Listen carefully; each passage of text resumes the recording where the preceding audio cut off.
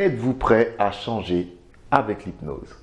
Bonjour à tous et bienvenue sur Livre Hypnose. Alors pour ceux qui ne me connaissent pas, je suis Jordan Maisance, praticien en hypnose et créateur de Livre Hypnose.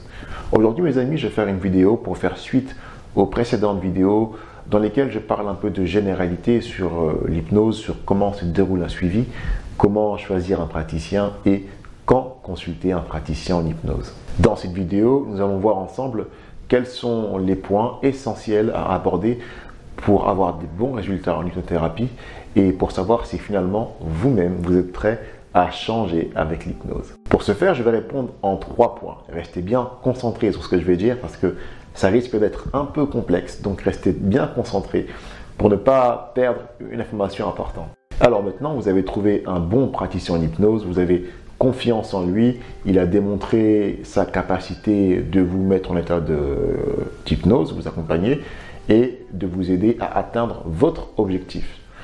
Alors maintenant, qu'est-ce qu'il faut en plus pour avoir des résultats? Le premier point, je parle de ça dans beaucoup de vidéos bien entendu, c'est d'avoir un objectif clair, précis, mesurable, réalisable, bref, un bon objectif. En réalité, quand vous allez voir un praticien en hypnose, la première chose que vous allez faire, c'est lui parler de votre envie de changer. Ça peut être le plus classique, j'ai envie d'arrêter de fumer. Voilà. Et vous allez ensuite construire avec le praticien en hypnose la problématique. C'est-à-dire, qu'est-ce qui fait aujourd'hui que vous n'avez pas encore arrêté de fumer? Qu'est-ce qui vous retient? Enfin bref, il y a tout un tas de questions qu'on va poser lors du premier entretien qui va justement nous aider pour la suite du travail. Ensuite, cet objectif, il faut que vous ayez vraiment, mais je dis bien vraiment, l'envie de l'atteindre. Et quand je dis vraiment envie de l'atteindre, ça ne veut pas dire que voilà, je veux arrêter de fumer juste comme ça parce que c'est dangereux pour la santé ou parce que ma femme en a marre ou parce que... Non, il faut vraiment qu'au fond de vous, vous ayez envie d'arrêter. Sinon, ça ne marchera pas. Et ça, que ce soit avec l'hypnose ou autre chose. J'ai rencontré encore il y a quelques jours un ami qui m'a dit j'ai réussi à arrêter de fumer sans hypnose. Je lui ai dit c'est tout à fait normal. L'hypnose n'est absolument pas une obligation pour arrêter de fumer. Ça peut vous aider à avoir plus de confort dans votre arrêt, plus d'efficacité dans votre arrêt, mais en aucun cas c'est obligatoire. Par contre, ce qui est obligatoire pour arrêter de fumer, c'est l'envie profonde de vous débarrasser du tabac. Un second point, c'est ensuite d'avoir de la maturité. Je ne parle pas en termes d'âge, bien entendu. Non, c'est-à-dire de la maturité dans votre projet. Déjà, une première chose, c'est de bien comprendre comment l'hypnose va vous aider. C'est-à-dire bien comprendre que ce n'est pas l'hypnose qui va vous transformer, mais que c'est vous qui allez vous transformer avec l'hypnose. Vous voyez, la nuance est là. C'est vous qui allez vous transformer avec cet outil merveilleux qu'est l'hypnose. Tout simplement. Et ça passe par une compréhension de ce qu'est l'hypnose. Ça, en général, votre praticien en hypnose peut très bien vous expliquer comment ça marche. Comme ça, vous n'avez pas trop à faire de recherche. Enfin bref, ça, c'est notre job. Toujours dans la maturité, il faut aussi comprendre que vous n'allez pas atteindre votre objectif sans vous investir. Et je ne parle pas en termes financiers. Bien sûr qu'il faut investir financièrement, mais en termes d'effort, en termes d'énergie. Si vous n'êtes pas investi dans votre changement, vous ne changerez jamais. Il faut comprendre une chose, la plupart du temps, le comportement dont vous voulez vous débarrasser, c'est un comportement que vous avez déjà investi en termes de temps, d'argent, d'énergie et encore de toutes les choses que vous avez investies.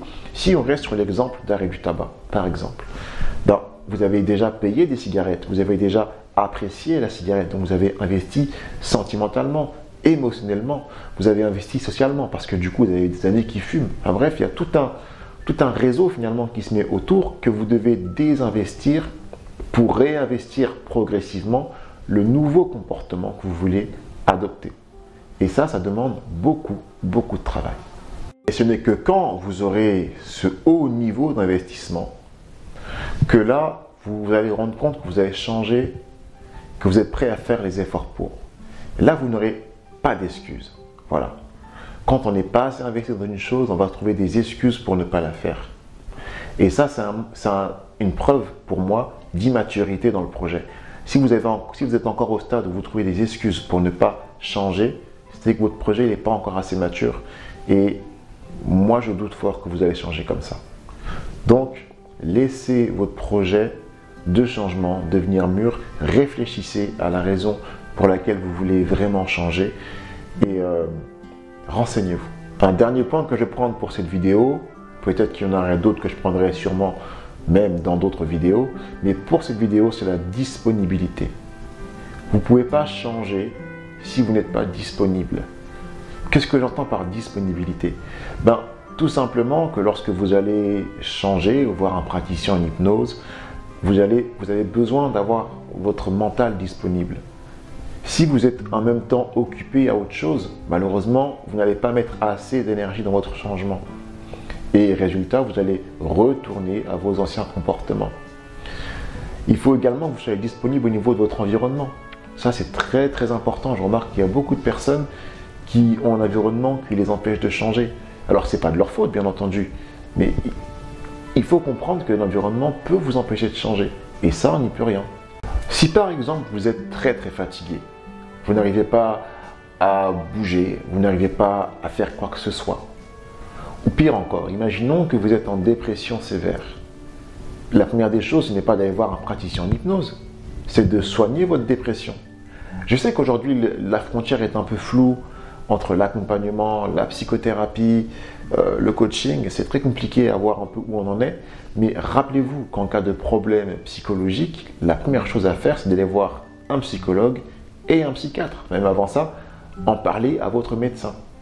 Nous, derrière, avec les thérapies alternatives, on va vous accompagner quand ça va aller mieux pour soit ne pas rechuter, soit travailler spécifiquement sur un objectif particulier. C'est très très important de comprendre ça. Pourquoi? Parce que si jamais vous êtes dans des problèmes psychologiques, vous n'avez pas la disponibilité mentale pour vous investir dans votre changement. Ça sert un peu à rien malheureusement. Imaginons qu'une personne me dise, voilà, je veux gagner en confiance en moi. C'est une chose qui est très possible avec l'hypnose et même assez efficacement. Alors, on va commencer à travailler et puis je remarque que finalement, la personne a des occupations et même des préoccupations. Des préoccupations qui lui prennent tellement la tête qu'elle ne va pas mettre en place les choses qu'on s'est dit qu'elle mettrait en place. Là, c'est un exemple concret d'une personne qui n'est pas disponible. Et malheureusement, malgré tout le travail qu'on va mettre ensemble, elle n'aura pas de résultat ou alors juste un tout petit peu. C'est pourquoi je vous dis qu'il faut que vous soyez disponible. Disponible mentalement, psychologiquement, physiquement, intellectuellement, parce que sinon vous n'aurez pas de changement. Et d'autant plus que si vous décidez de travailler avec moi, moi je suis quelqu'un qui donne des exercices à faire à la maison. Et si vous ne pouvez pas faire ces exercices à la maison, moi ça montre que vous n'êtes pas encore prêt, quelque part. Voilà mes amis pour cette petite vidéo, j'espère qu'elle ne vous a pas fait trop bader.